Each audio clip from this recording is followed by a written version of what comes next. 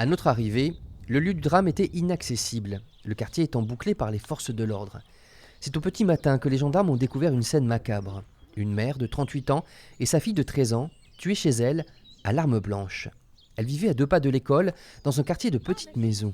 Amandine et sa fille Nina étaient installées dans le village depuis 5 ans. La mère était une dame très, très sympathique. Elle dit bonjour à tout le monde, mais c'était pas quelqu'un qui sortait beaucoup et qu'on voyait dans le village. La petite Nina avait été inscrite une année à l'école du village quand elle était arrivée ici.